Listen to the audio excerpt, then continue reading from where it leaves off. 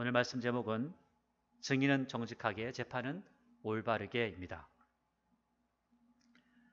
오늘 오전에 나왔던 말씀 이후로 18장 15절부터 하나님의 말씀을 함께 나누도록 하겠습니다. 하나님 믿는 사람이라면 어떻게 살아야 하는 것인가?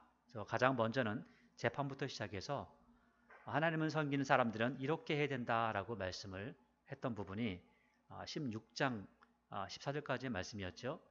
이 15절부터의 말씀은 모세 이후에 하나님께서 모세와 같은 존재를 너희들에게 보내주실 때가 있다라고 하는 겁니다.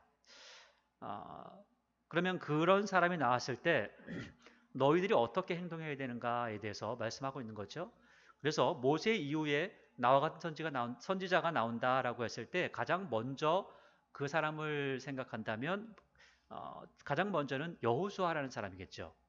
그런데 또 그 이후에 정말 모세와 같은 선지자가 누굴까라고 하는 부분을 생각해 보면 결국 예수님의 모습을 그래서 또 예언하고 있다라고까지 확대해서 볼 수가 있는 부분이기도 합니다. 이제 그 부분을 좀 살펴보도록 하겠습니다.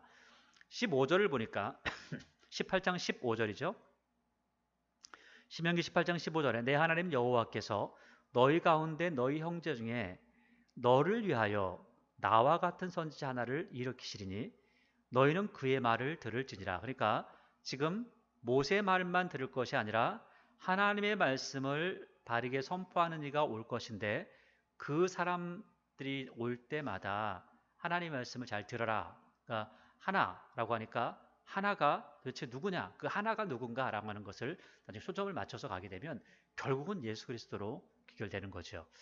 16절에 이것이 곧 내가 그러니까 지금 15절 나와 같은 선지자 하나가 이렇게 일어날 건데 그분이 와서 말하면 들어라 라고 하는데 그러면 왜 이 말을 하느냐? 그러니까 16절이 그거죠. 그러니까 이것이 왜 이런 말을 하냐면 이것이 곧 내가 총회의 날에 호렙산에서 내 하나님 여호와께 구한 것이라. 곧 내가 말하기를 내가 다시는 내 하나님 여호와의 음성을 듣지 않게 하시고 다시는 이 큰 불을 보지 않게 하소서. 두렵건대 내가 죽을까 하나이다 하매 이 말이 뭐냐면 시내산에 도착했을 때 그 호렙산에서 하나님께서 이스라엘 백성들을 다 모으시죠. 그리고 그들에게 십계명의 말씀을 들려줍니다. 그런데 사람들이 듣다가 너무 무섭다. 하나님 너무 무섭습니다. 그러니까 모세에게 말하기를 당신이 올라가서 당신이 혼자 듣고 우리에게 전해줬으면 좋겠습니다. 왜냐하면 저 음성을 듣다가는 우리는 다 죽을 것 같습니다. 라고 이렇게 하는 거죠. 자, 그렇게 생각하면 사람들은 이렇게 말을 하죠. 하나님, 직통 계시를 받고 싶은데요. 그런데 직통 계시를 정작 받았던 사람들은 뭐라고 반응을 하냐면 싫습니다. 하나님 말씀을 전해주는 자를 통하여서 듣고 싶습니다. 왜냐하면 직통으로 하나님의 말씀을 듣고 나니까 너무 두렵고 떨리고 그리고 금방 죽을 것 같은 그러한 두려움이 있다는 거죠. 그냥 그것이 한 번 듣고 끝나는 것이 아니라 들을 때마다 그런 모습이 있다는 겁니다. 너무 두려워서 하나님의 선지자를 통해서 하나님 말씀을 전해주십시오라고 하는 거죠. 오직하면 이 부분을 나중에 이 구약 성경의 이야기들을 신약 성경에서 이야기할 때 하나님의 모습을 본 자가 없다. 심지어 모세조차도 하나님의 모습을 본 적이 없다는 거죠. 그 어떤 사람들은 또 하나님 본 사람이 있다는데요 하는데 실제로 하나님 본 사람이 있는 것이 아니라 천사의 모습을 보고 하나님으로 받아들이는 그런 모습들을 우리가 발견하게 됩니다. 심지어는 하나님과 가장 가깝다고 이야기할 수 있는 이 모세라고 하는 사람조차도 하나님을 뵐 때 하나님께서 손으로 덮으셨다. 네가 나를 보고는 살 수가 없다라고 하는 거죠. 그래서 발틈에다가 모세를 두고 손으로 덮으시고 지나가면서 여호와라 여호와라 자비롭고 내려진 여호와라라고 이렇게 하면서 지나갔던 모습을 말씀을 하고 있습니다. 하나님은 볼 수가 없다는 거죠. 심지어 그렇다면 그분의 음성을 듣는 것은 당연한 거죠. 그분의 음성을 듣는 것도 우리가 직통으로 듣고 직통으로 느끼고 할 수가 없다는 겁니다. 그래서 항상 이 부분을 이야기할 때 정말 하나님께로 직통으로 들었느냐 그게 아니라 천사로부터 들었다라는 것들을 계속해서 말씀을 하고 있습니다. 근데 이제 이렇게 이야기했을 때 아마 그렇게 하고 모세가 올라갔다 내려와서 그냥 전했던 어떤 이야기가 출애굽기 19장부터 20장 이 말씀 속에서 대부분 나오는데 여기에 나타나지 않았던 한 가지 이야기가 여기에서 또 이야기를 하고 있습니다. 그러니까 출애굽기에서만 하는 이야기로 끝나는 것이 아니라 그때에도 어떤 이야기가 있었는데 빠진 이야기가 있었다는 거죠. 그 빠진 이야기를 하는 겁니다. 17절에 여호와께서 내게 이르시되 그들의 말이 옳도다. 그러니까 하나님께서 말씀하시기를 그래 너네들이 직통으로 듣는 거 그거 옳은 건 아니야. 그러니까 지금 너희들이 모세를 통해서 듣는 것, 여호수아를 통해서 듣는 것, 결국 나중에는 예수님께서 오시죠. 그러니까 예수님께서 오셔서 누구의 말을 해요? 하나님, 아버지의 말을 하는 겁니다. 그래서 하나님의 말씀을 전하고 그리고 성령께서 오시면 또 누구의 이야기를 하죠? 예수님의 이야기를 하는 겁니다. 결국은 하나님의 말씀을 예수님께서 전하시고 예수님께서 하신 말씀을 성령께서 생각나게 하시는 거죠. 결국 하나님의 말씀을, 아버지 하나님의 말씀을 성령께서 우리에게 전달하는 겁니다. 그러니까 아주 없는 이야기를 성령께서 만들어서 우리에게 해주지는 않는다는 거죠.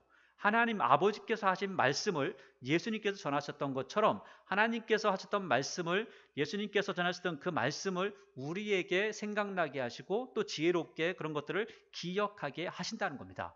또 뿐만 아니라 한 걸음 더 나아가서 하나님께서 우리에게 하신 말씀들을 행해 나갈 수 있는 능력을 우리에게 주시는 분이 성령 하나님이다라는 것도 우리가 알 수가 있습니다. 그러니까 뭐 성령께서 임하시면 뭐 어떤 난리가 나가지고 이런저런 어떤 사건들이 사고가 일어난다 이렇게 생각하면 아주 큰 오해이고 착각이라고 하는 거죠. 성령께서 오시면 가장 먼저 하는 것이 예수님의 말씀을 기억나게 하는 겁니다. 그게 성령께서 하시는 가장 중요한 사역입니다.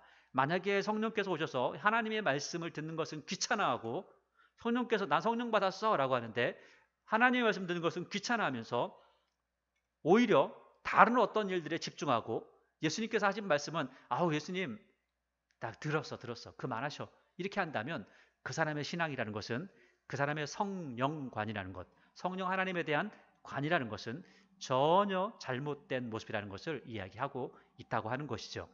그래서 성령께서 우리 안에 충만케 하시면 성령의 검을 가지는 겁니다. 성령의 검, 곧 말씀의 검이라고 하는 거죠. 말씀 충만한 것이 성령 충만한 것이다 라는 것들을 말씀하고 있는 겁니다. 18절에 보니까 내가 이렇게 하나님께서 말씀하신 거죠. 17절부터 볼게요. 여호와께서 내게 이르시되 그들의 말이 옳도다. 내가 그들의 형제 중에서 너와 같은 선지자 하나를 그들을 위하여 일으키고 내 말을 그 입에 두리니 내가 그에게 명령하는 것을 그가 무리에게 다 말하리라. 그러니까 하나님의 말씀을 받은 어떤 지도자를 세우고 그 지도자를 통해서 하나님의 말씀을 전하게 된다라고 하는 거죠.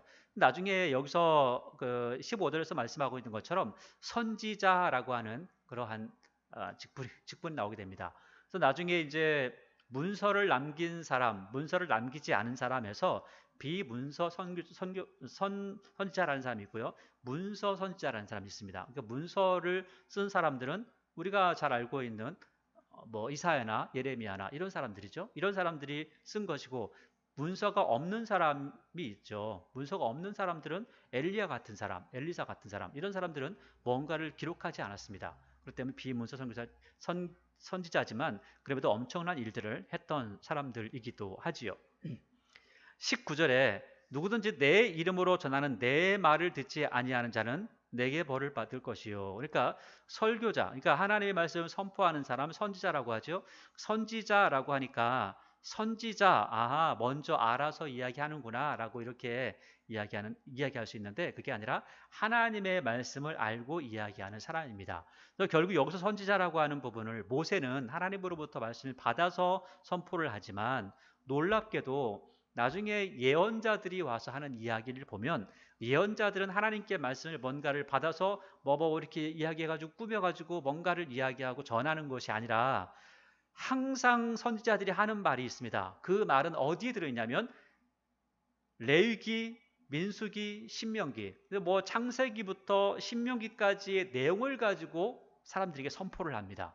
그러니까 선지자 하니까 새로운 내용을 하나님께서 말씀하셔가지고 이렇게 하나보다 라고 하는 생각을 할 수 있는데 그것이 아니라 이스라엘 백성들에게 어떤 문제가 생기면 그 생긴 문제에 대해서 아니야 하나님께서는 너희들에게 이런 거를 원하셔.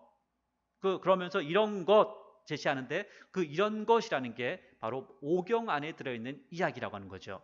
그래서 결국 선지자들이 와서 이야기하는 내용 중에 가장 핵심적인 부분이 뭐냐면 너희들이 이렇게 이렇게 이렇게 행하면 복을 받을 것이고 이렇게 이렇게 이렇게 행하지 않으면 결국은 저주받을 거야 라고 하는 것을 이야기하죠.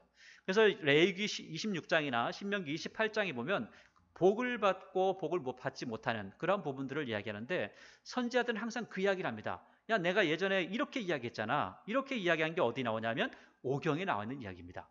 선지자들이 뭔가 새로운 것을 이야기하는 것이 아니라 선지자들은 항상 이스라엘 백성들을 어디다 갖다 놓냐면 율법 위에다 갖다 놓는 겁니다. 또 벗어나면 야, 너희 지금 벗어났잖아. 율법 위로 돌아와 라고 하는 겁니다.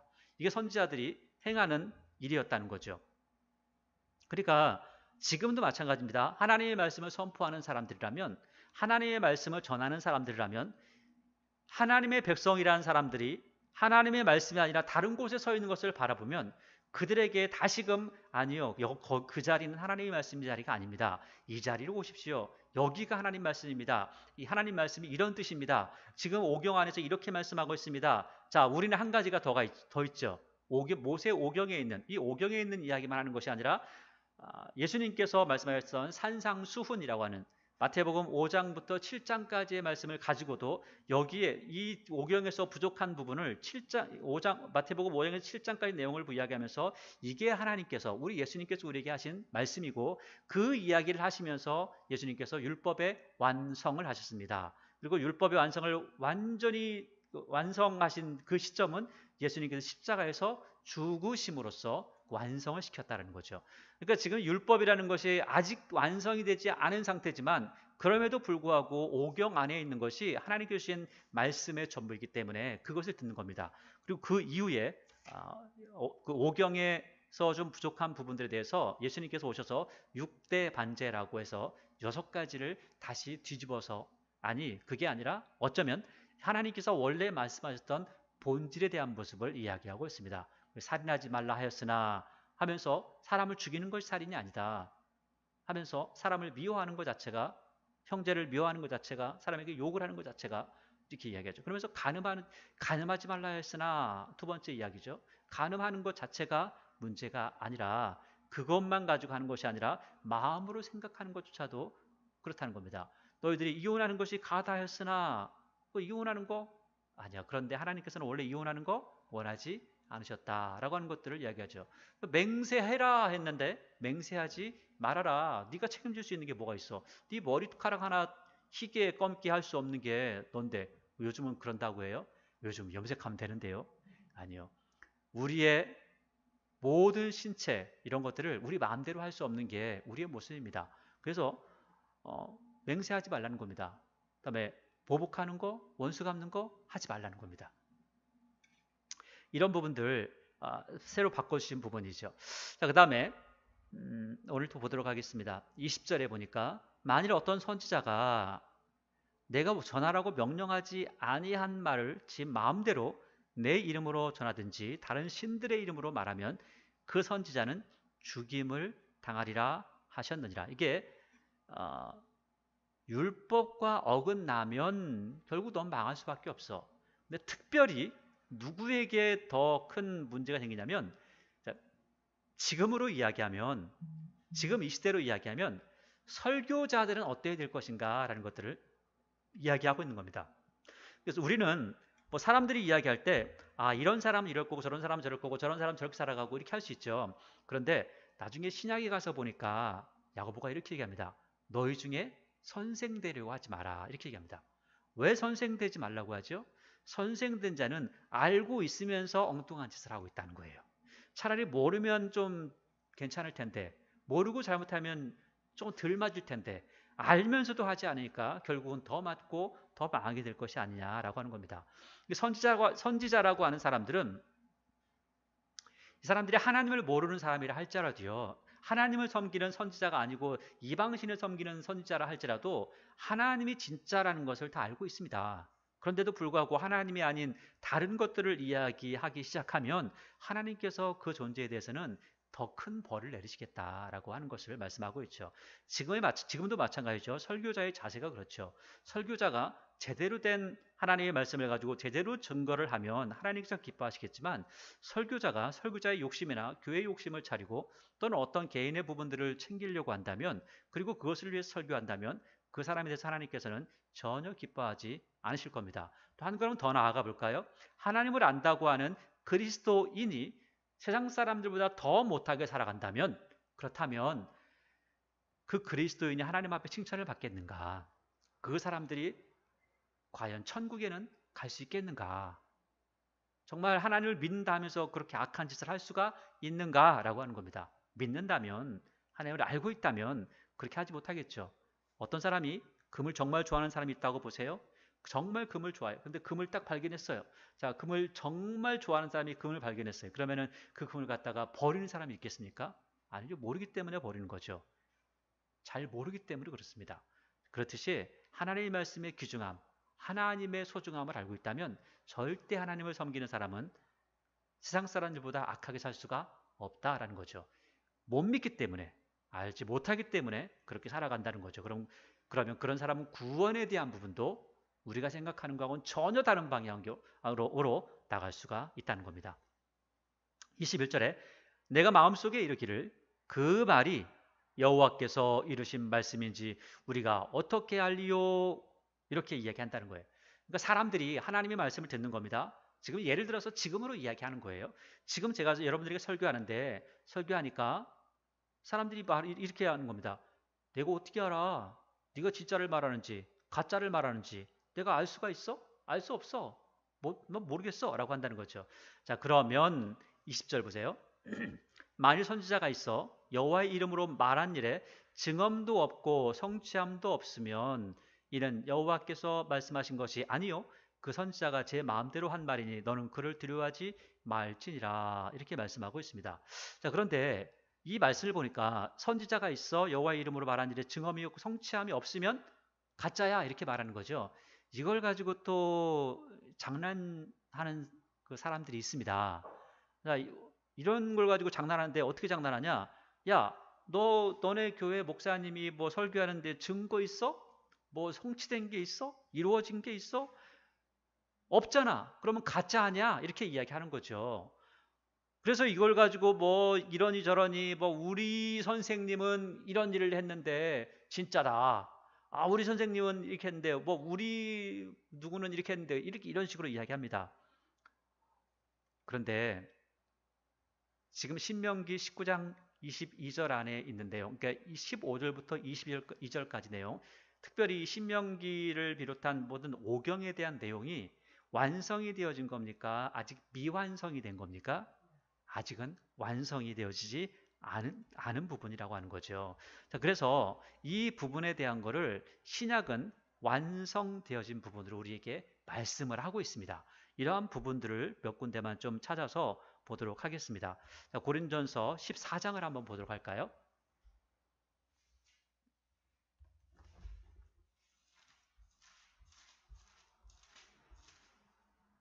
자, 고린전서 14장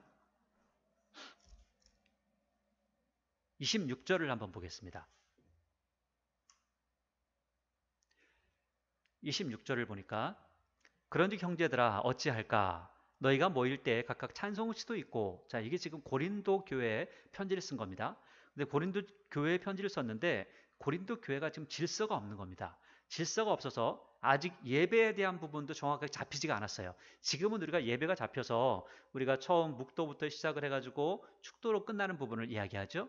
근데 이 당시에는 이런 것도 없었습니다. 그래서 예배라고 하는 것이 사람들이 모여가지고 한참 있다가 가만히 있다가 아, 나에게 하나님 말씀이 임했습니다 하면서 막 말씀 전하고, 또 어떤 사람이 갑자기 나에게 임했는데요? 아, 나에게 임했는데요? 하면서 자꾸 시끄러워지는 겁니다. 시끄러워지기 때문에 이런 잘못된 시끄러워진 모습에 예배가 지금 너희에게 이러이러한 부분이 있다라는 것들을 이야기하죠. 결국 나중에 지금은 우리 시대에는 예배에 대한 모든 그 시작과 끝이 있죠. 그리고 여기에서 우리가 증거되어야 되고 말씀이 되어져야 될 것들이 다 나왔습니다. 그렇기 때문에 우리는 이 예배의 말씀을 따라 성경 말씀을 가지고 모든 걸 풀어가지만 지금 이 사도 바울이 고린도 교회에 편지 쓸 때만 해도 완전히 모든 것들이 잡혀있지 않은 때이기 때문에 이때 사람들이 이야기하는 겁니다. 야, 내가 말한 게 맞잖아. 이루어졌잖아. 이게 진짜야. 어떤 사람은 쟤는 말한 게 아직 이루어지지 않았잖아. 그러니까 가짜야. 이런 식으로 얘기한다는 거죠. 근데 그럴 때에 오늘 이렇게 이야기하는 겁니다. 다시 26절. 그런즉 형제들아 어찌할까? 너희가 모일 때 각각 찬송시도 있고 가르치는 말씀도 있으며 계시도 있고. 그러니까 계시가 아직도 이때는 있었다는 거예요. 여러분 지금은 계시가 없습니다. 지금은 계시가 없어요. 왜냐하면 지금도 계시가 있으면 지금도 성경이 쓰여져야 돼요. 자꾸 사람들이 계시 하는데 아니에요.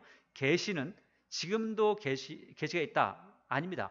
계시는 끝이 났죠. 무엇로? 요한 계시록으로 끝이 난 겁니다. 그래서 지금은 계시가 없기 때문에 더 이상 성경이 쓰여지지 않습니다. 요한계시록으로 끝났다는 거죠. 그러니까 근데 여기 고린도 교회가 지금 그 세워지고 있을 때만 해도 계시가 있었어요. 왜냐하면 요한계시록은 그 이후에 한참 더 지나서 쓰여졌거든요. 그러니까 이때만 해도 계시가 있었던 거죠. 계시가 있으며 방언도 있으며 통역함도 있나니. 방언이라고 하는 것은 당연히 방언이 있죠. 외국어가 있는 거죠. 외국어. 여기 외국어를 이야기하는 겁니다. 그 다음에 통역함도 있다. 외국어 있으니까 통역도 해줘야 되는 거죠. 그러니까 이게 뭐 이상한 말을 해가지고 우리말로 통역해주고 이런 게 아닙니다. 그 다음에 모든 것을 덕을 세우기 위해서 하라. 만일 누가 방언으로 말하거든. 방언으로 말하면 두 사람이나 많아야 세 사람이 차례를 따라 하고 한 사람이 통역해야 돼. 무조건 통역해야 돼요. 통역. 그러니까 방언, 너희들이 말이야 방언이라고 하는 거. 그러니까 고린도 교회가 하는 방언, 니들 하는 그 방언 말이야. 그거 통역해 무조건. 근데 그 한 사람이나 두 사람이 통역을 하는 겁니다. 그러면 두 사람이 통역을 하면 똑같은 말이 나와야 돼요? 다른 말이 나와야 돼요? 똑같은 말이 나와야 돼요. 근데 만약에 두 사람이 통역하는데 또 다른 말을 하고 있어요. 아유, 내가 이어서 내가 방언 통역해 주는 거야. 말도 안 되는 겁니다. 왜? 방언은 뭐니까? 이 사람들이 말하는 대로 하면 비밀을 말하는 거니까. 이 사람이 지금 A라는 사람이 비밀을 말했는데 B라는 사람이 통역하면서 그 비밀을 다 따라가지고 말을 해줘요? 말할 수 없는 거죠. 다른 얘기라는 거예요. 그래서 28절에 만일 통역하는 자가 없으면 교회에서는 잠잠하고 자기와 하나님께 말할 것이요. 예언하는 자는 둘이나 셋이나 말하고 다른 이들은 분별할 것이요. 그러니까 지금 예언도 마찬가지로 지금은 예언이라는 것은 설교자가 설교하는 겁니다. 근데 이 당시에 예언하는 사람들이 설교자가 따로 없는 거예요. 그래가지고 예언하는 자는 사도 바울이 있을 땐 사도 바울이 전했는데 사도 바울이 떠나고 나니까 전하는 사람이 없던 거죠. 사도 바울이 떠난 다음에 나중에 바나바가 갖는 사도 바울 다음에 다른 사람이 갔는데 하나님의 말씀을 듣질 않는 겁니다. 듣질 않아서 결국은 쫓겨났죠. 다 쫓아냈습니다. 그리고 나서 자기들끼리 하는 말이 내가 말이야 이렇고 내가 말이야 이렇고 하면서 예언한다고 하는 겁니다. 예언한다고 하니까 그 예언하는 사람들에게 말하기를 이렇게 하는 겁니다. 너희들 한 사람이 말하고 나면 앉아. 또 다른 사람이 일어나고 이렇게 순서를 따라서 해라 라고 이야기하면서 30절에 만일 곁에 앉은 사람에게 계시가 있으면 먼저 하던 사람은 잠잠해라. 너희는 다 모든 사람에게 배우게 하고 모든 사람으로 권면을 받게 하기 위하여 하나씩 예언할 수 있다 하면서 예언하는 자들의 영은 예언하는 자들에게 제재를 받나니 이렇게 이야기하는 거죠. 그러니까 이런 식으로 계속해서 지금 여기 신명기 18장에 나와 있는 선지자에 대한 부분을 이야기하면서 여기를 보니까 고린도전서에서도 아직 해결된 겁니까? 해결이 아직 안 된 겁니까? 해결이 아직 안 된 거라는 거죠. 그러니까 좀 전에 말씀드렸던 고린도 이후에 갔던 그 사도 바울을 통해서 가서 설교를 했던 사람이 아볼로라는 사람입니다.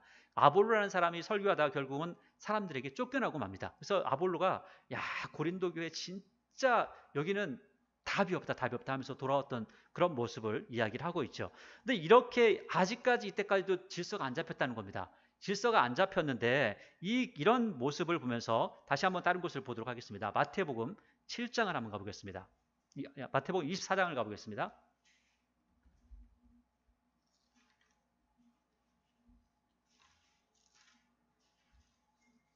마태복음 24장 23절.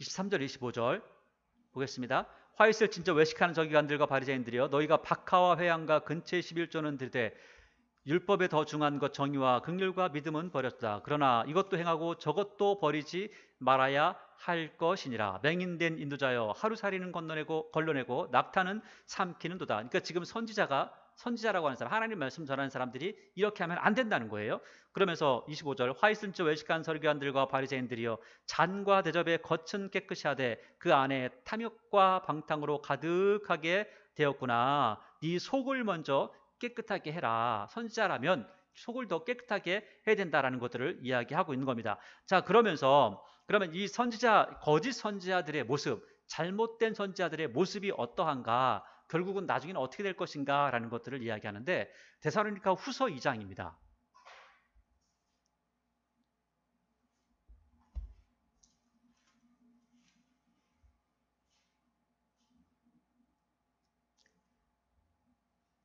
데살로니가 후서 2장 9절을 보니까 이렇게 이야기하고 있습니다. 자, 악한 자의 나타남은 사탄의 활동을 따라 모든 능력과 표적과 거짓 기적과 불의의 모든 속임으로 멸망하는 자들에게 있으리니 이는 그들이 진리의 사랑을 받지 아니하여 구원함을 받지 못함이라. 자, 여기 보니까 악한 자, 그러니까 악한 자라고 하는, 그러니까 마지막에 나타날 악한 자에 대한 부분도 이야기하지만 선지자들도, 악한 자의 선지자들도 어떤 일을 할 수 있냐면 능력과 표적과 거짓 기적과 불의의 모든 속임수를 할 수 있어요, 없어요? 할 수 있다는 겁니다. 그러니까 다른 종교, 하나님을 믿지 않는 사람들도 엄청난 능력을 나타내면서 보여주고 이게 진짜라고 하는 것을 드러낼 수가 있다라는 거예요. 자, 그러니까 우리가 신명기 18장 22절 말씀만 보고서는 야, 선지자는 말이야 무슨 일을 하면 증거가 나타나야 돼 이렇게 이야기했는데 안 나타날 수도 있다는 거예요. 그러니까 아직 여기서는 이 당시에는 하나님께서 그러한 일들을 행하셨지만, 그래서 나중에 보니까 엘리야를 통해서 위에서 불을 내리시고 했던 부분들이 있지만 현대에 와서는 그러지 않고 오히려 사단의 자녀들이 그러한 능력을 더 많이 나타낼 수가 있다는 겁니다. 그러니까 지금에 와서 이 말씀을 무조건 100% 적용을 하게 되면 안 맞아 들어갈 수가 있다고 하는 거죠. 그래서 이 부분에 대한 거를 예수님께서 경고하신 부분이 있습니다. 경고하신 게 마태복음 7장에 나와 있죠. 7장으로 한번 가서 다시 한번 보도록 하겠습니다.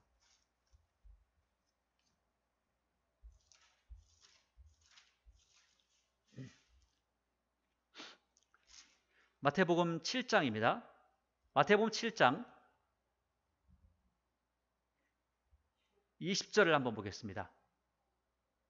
마태복음 7장 20절이죠. 산상수훈 가운데 나와 있는 말씀인데 이렇게 이야기합니다. 이러므로 그들의 열매로 그들을 알리라. 그러면서 여러분 지금 이 마태복음 7장 15절부터 이야기는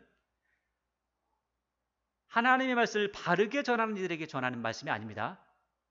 15절부터의 이야기를 하면서 자꾸 하나님 믿는 사람들이 이래라고 이렇게 이야기하는데 아닙니다. 하나님 믿는다고 하나님의 사람인 것처럼 하면서 거짓말하는 거짓 선자들을 향해서 이야기하는 겁니다. 그러니까 교회 안에 지금 산상수훈인데 산상수훈 안에 뭐가 돼 있냐면 교회 안에 이런 거짓말쟁이가 있어. 교회 안에 이런 짓을 하는 사람들이 있어 라고 이야기한다는 겁니다. 자, 그런데 교회 안에 있는 거짓 선자들에게 이야기하기를 그들의 열매로 그들을 알 거야. 그런데 이 사람들이 어떤 열매를 맺었냐면 놀랍게도 이런 열매를 맺습니다. 21절 이 거짓 선자들이 나더러 주여 주여 하는 자마다 다 천국에 들어갈 것이 아니요 다만 하늘에 계신 내 아버지의 뜻대로 행하는 자라야 들어가리라. 그날에 이 거짓 선자들이 뭐라고 하냐면 많은 거짓 선자들이 와가지고 나더러 하나님 앞에 예수님 앞에 말하고 하냐면 주님 우리가 주님의 이름으로 선지자 노릇하고요 주의 이름으로 귀신도 쫓아냈어요. 누가? 거짓 선지자들이, 하나님을 믿지 않는, 하나님을 이용하는 존재들이 이런 짓을 했다고 이야기한답니다. 그러면 주의 이름으로 많은 권능을 행하지 아니하였나이까? 실제로 이런 일을 한다는 겁니다. 자, 그러니까 이렇게 보면 이제는 무슨 증거만 나타나야지 하나님을 믿는 사람입니까? 하나님의 말씀 바로 전하는 사람입니까? 아니에요. 진짜 하나님의 말씀 전하고 있느냐, 이것을 우리가 분별할 줄 알아야 된다는 거죠. 그때 예수님께서 이렇게 말씀하신다는 23절 그때 내가 그들에게, 그 거짓 선자들에게 밝히 말할 건데 내가 너희를 도무지 알지 못하니 불법을 행하는 자들아 내게서 떠나라 이렇게 말씀을 하신다는 겁니다. 그러면서 예수님께서 결론적으로 이렇게 말씀하세요. 24절 그러므로 누구든지 나의 이 말을 듣고 이 말이 뭐죠? 산상수훈이라는 거예요.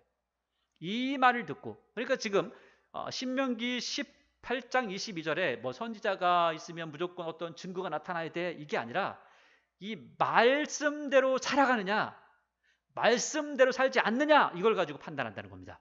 그래서 24절 그러므로 누구든지 나의 이 말을 듣고 행하는 자는 그 집을 반석 위에 지은 지혜로운 사람 같아서 무너지지 않아. 그러나 26절 나의 이 말을 듣고 행하지 아니하는 자는 그 집을 모래 위에 지은 어리석은 자라 금방 무너지게 된다. 이렇게 이야기하죠. 그러니까 지금은 증거가 중요한 겁니까? 말씀을 따르고 말씀대로 살아간다는 그 자체가 중요한 겁니까? 그러니까 사실 예수님을 믿는다는 증거는요. 말씀을 따라 살아가느냐 살지 않느냐 이걸로 판가름되어진다는 거예요. 예수님 말씀을 따르고 예수님 말씀대로 살아가는 것 이것이 바로 증거다라고 하는 겁니다. 여러분 다시 한번 말씀드리지만 구약의 오경 안에 있는 모든 말씀, 이 율법은 굉장히 소중한 말씀입니다. 그럼에도 불구하고 이것만 가지고는 미완이라는 거예요. 미완성. 그래서 그러면 여기에 완성, 이 말씀 속에 완성시키는 말씀이 뭐냐면 산상수훈이 플러스가 되면 그래서 예수님께서 이 말을 듣고 순종해라 이렇게 말씀하는 겁니다. 산상수훈 안에 모든 말씀들 순종하는 게 맞다는 거죠. 그래서 오늘 이 말씀도 산상수훈의 말씀과 더불어서 함께 생각하지 않으면 이것을 다 이해하기는 쉽지 않은 그런 부분이라는 것도 우리가 함께 보면 좋을 것 같습니다.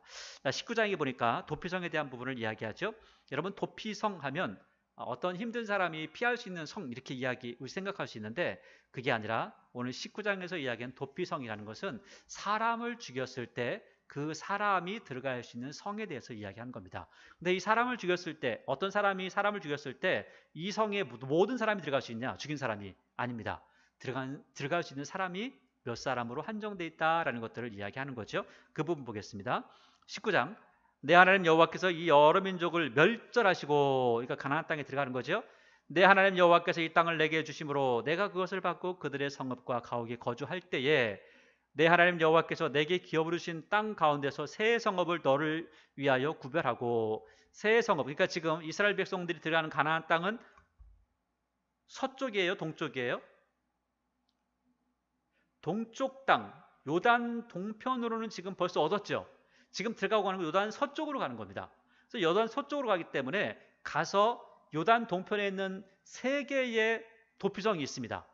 근데 이 도피성은 벌써 세워놨으니까 이쪽에 서편을 이야기하는 겁니다. 서편에 그 세 개의 성이 있을 것이다. 그 세 개의 성이 갈릴리, 게데스, 세겜, 헤브론이라고 하는 곳에 따로따로 만들어 놓은 겁니다. 그리고 그곳으로 갈 수 있는 길을 잘 닦아 놓는 거예요. 누구든지 갈 수 있도록. 그 길을 잘 닦아 놓는 고속도로를 닦아 놓는 겁니다. 자, 다시 한번 보세요. 3절에 내 하나님 여호와께서 내게 기업으로 주시는 땅 전체를 세 구역으로 나누어 길을 닦고 모든 살인자를 그 성읍으로 도피하게 하라. 그러니까 지금 모든 힘든 사람이 갈 수 있는 곳이 아니라 살인자가 갈 수 있는 성이 도피성이라는 겁니다. 4절 살인자가 그리 도피하여 살만한 경우는 이러하니 그러니까 거기에 갈 수 있는 사람은 누구냐면 이렇게 가는 거예요. 곧 누구든지 본래 원한이 없어 부지 중에 그 이웃을 죽이되 가령 그러니까 이런 겁니다. 그러니까 쉽게 이제 설명하면 어떤 사람이 사람을 죽였는데 원한이 있어 죽인 사람이 있고 어떤 사람 원한이 없는데 옆 사람을 죽이는 경우가 있다는 거죠. 자, 원한이 없는데 죽이는 경우는 뭐냐면 이겁니다. 그냥 도끼를 가지고 나무를 자르려고 딱 패고 두 번 패고 세 번째 싹 들었는데 도끼가 쑥 빠져가지고 옆에 있는 사람 머리를 때렸어요. 그 사람 잘못하면 죽는 거죠. 그럴 경우에는 내가 죽이고 싶은 마음이 없었는데 지금으로 이야기하면 차를 운전하고 가다가 어떤 사람을 받았어요. 일부러 죽이려고 한 게 아니라 검은색 옷을 입고 밤중에 지나가는 바람에 안 보여가지고 했어요. 이제 그럴 경우에는 그런 사람에 대해서 어떻게 처벌할 것이냐, 이런 사람을 가중처벌해가지고 그 사람을 사형시킬 것이냐, 아니면 못 보고 모르는 가운데 했으니까 또 감형을 해줄 것이냐, 이러한 부분들을 이야기합니다. 그러니까 이렇게 부지 중에 알지 못하는 중에 전 생각이 없었는데 이런 일이 벌어지면 그 사람은 도피성에 피해 살 수 있다. 언제까지?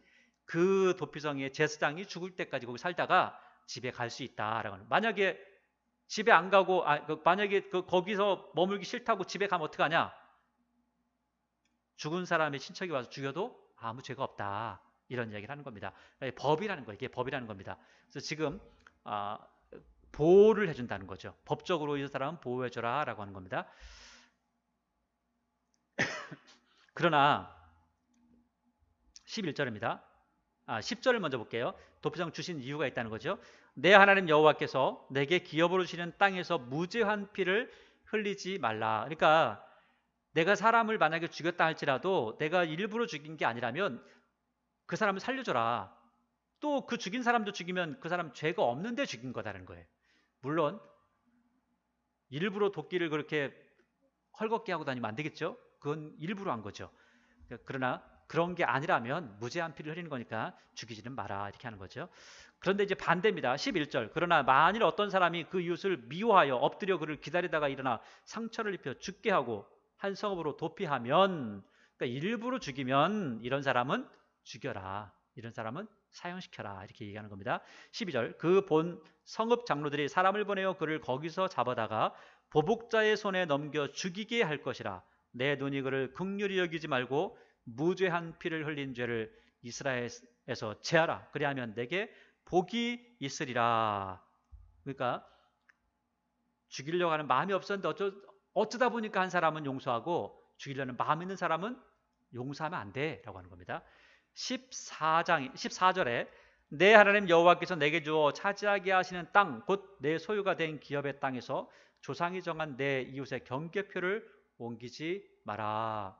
이러면 안 되죠. 이런 사람이 실제로 있었다는 거예요. 힘 있는 사람 옆에 살면 옆에 사는 그 사람이 와가지고 자꾸 옆으로 옮겨놓는 거예요. 자기 땅을 넓히고. 그러니까 너 그렇게 하면 너 가만 안 놔둔다. 하나님께서 이렇게 말씀하고 있는 거죠. 그 다음에 15절부터의 내용이 오전에 말씀을 나눴던 말씀과 비슷한 부분을 나누고 있습니다. 재판에 대한 부분을 이야기하고 있는 거죠. 여기서 이제 거짓 증거하지 마라 라고 하는 부분을 이야기하고요. 뿐만 아니라 증인을 세우더라도 한 사람만 가져가는 것이나 두세 사람의 증인이 있어야 된다라는 것들을 이야기하고 있습니다. 그래서 15절을 보세요. 사람의 모든 악에 관하여 또한 모든 죄에 관하여는 한 증인으로만 정할 것이 아니요 두 증인의 입으로나 또는 세 증인의 입으로 그 사건을 확정할 것이며 만일 위증하면 위증죄가 있습니다. 우리나라도 마찬가지로 위증죄가 있죠. 위증하게 하는 자가 있어 어떤 사람이 악을 행하였다고 말하면 죄가 없는데 저 사람이 악행했어요.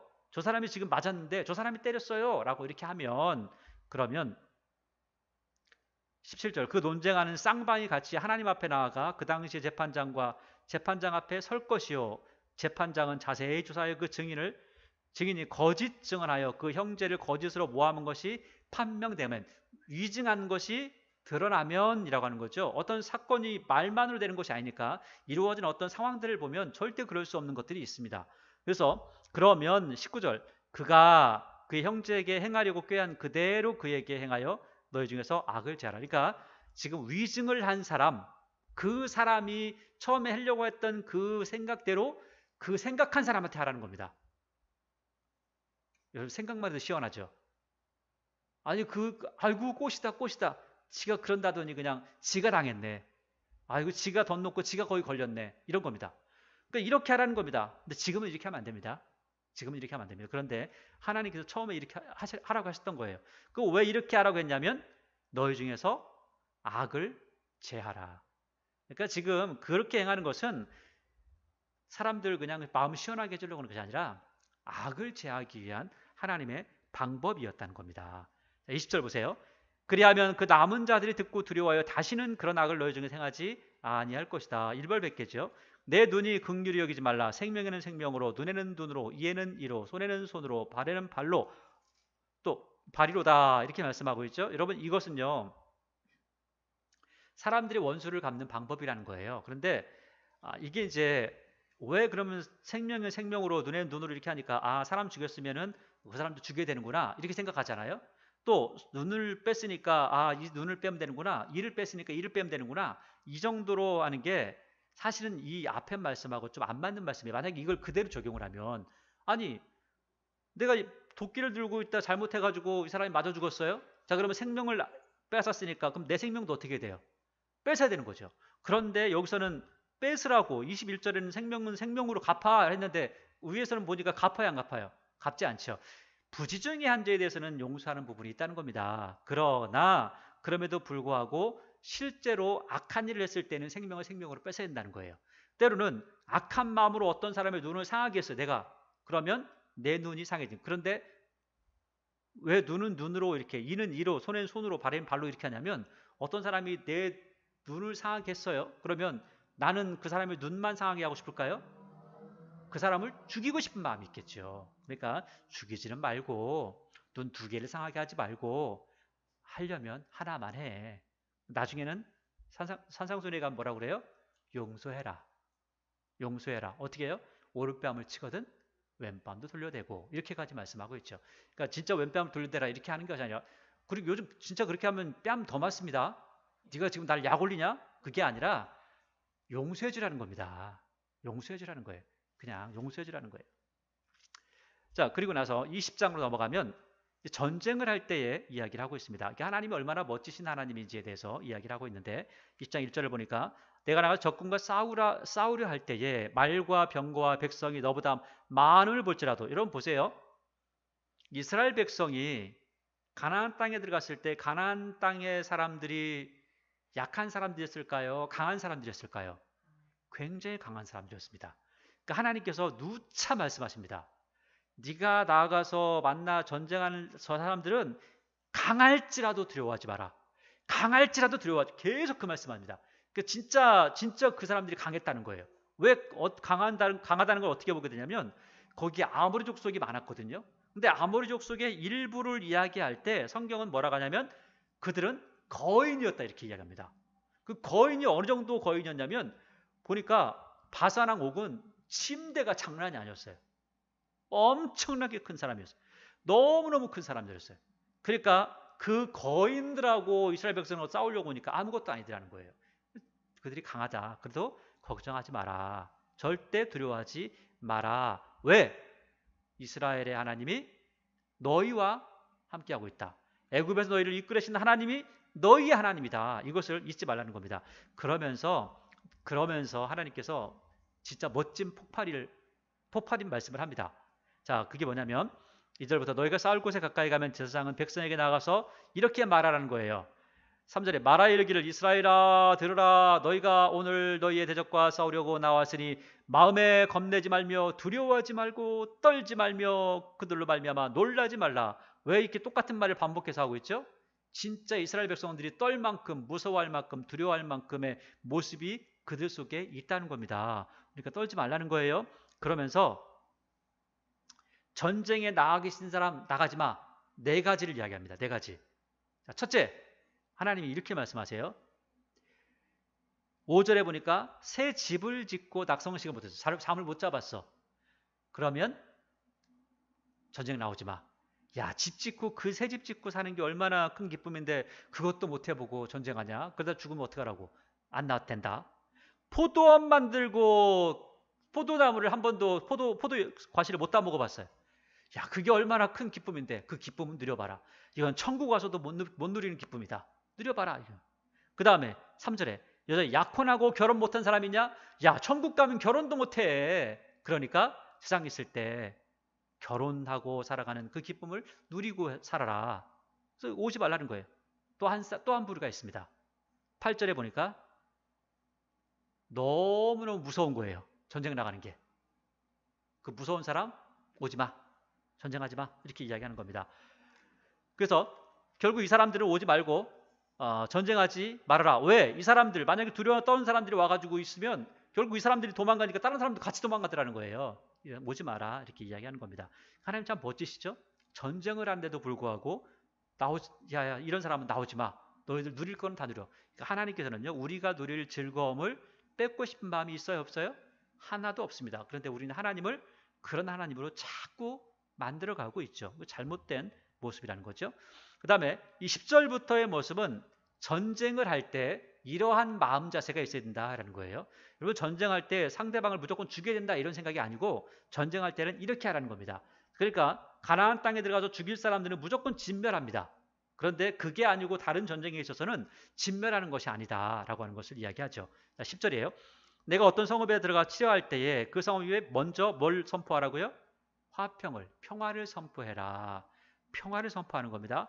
그래서 그 성읍이 만일 화평하기로, 이게 평화롭게 조약을 맺기로 회답하면, 그리고 성문을 열면 너는 그 주민들을 죽이지 마. 그냥 사람 죽이는 게 취미가 아니야. 그들에게 하나님이 누군지 잘 알려주고 하나님 섬기는 도가 무엇인지 알려주고 하나님을 잘 섬기게 해라고 이야기하는 겁니다.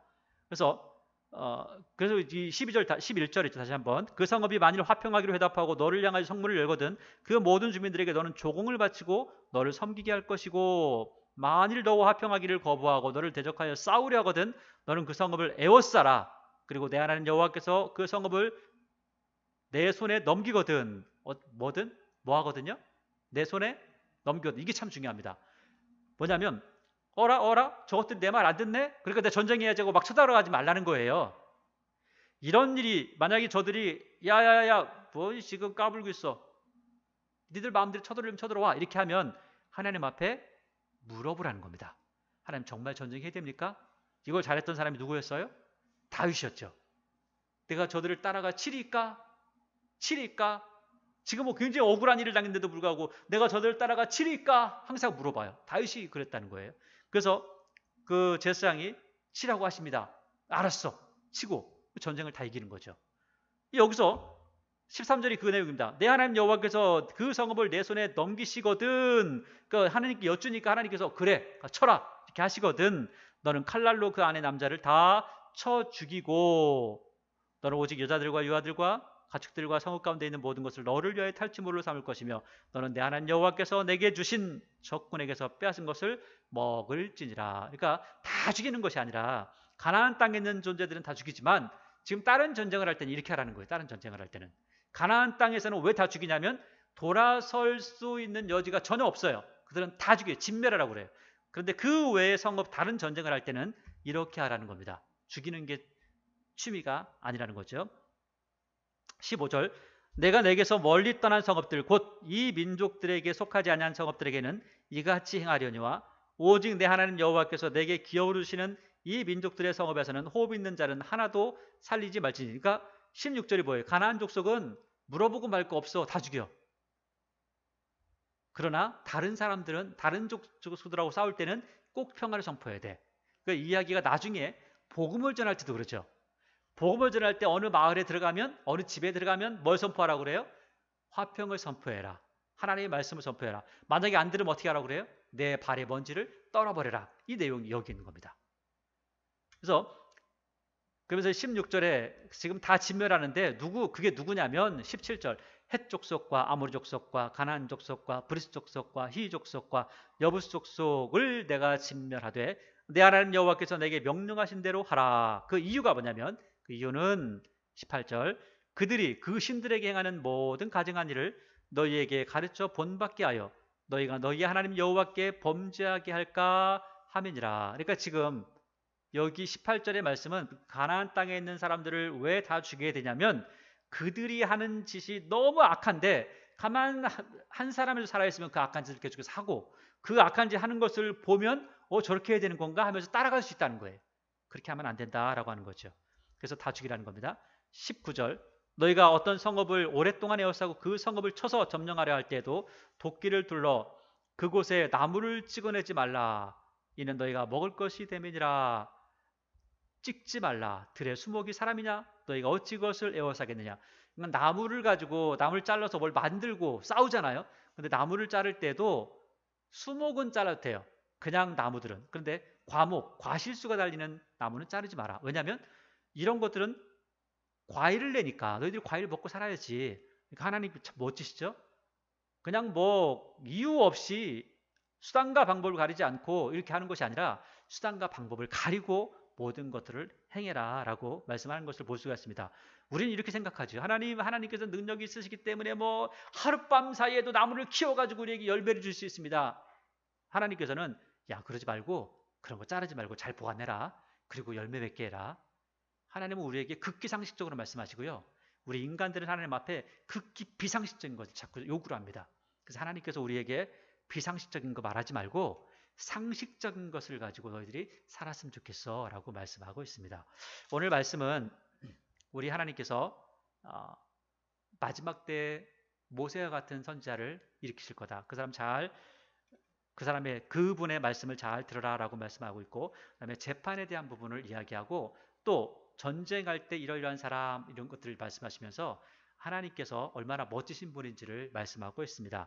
우리가 하나님 말씀을 통하여서 하나님 말씀을 들으면서 하나님 말씀을 읽으면서 그 말씀 속에 하나님께서 우리를 위해서 얼마나 많은 것들을 행하셨는지, 하나님께서 얼마나 멋지신 분인지 더 많이 배워가기를 바랍니다. 그래서 우리가 말씀에 어쩔 수 없이 순종하는 것이 아니라 말씀이 너무 좋고 말씀이 우리를 살리시는 그러한 말씀이기에, 영혼의 양식이기에 순간순간마다 그 말씀을 기뻐하고 즐거워하며 그 말씀 안에서 은혜를 누리는 저와 여러분의 모습이 되기를 바랍니다. 기도하겠습니다.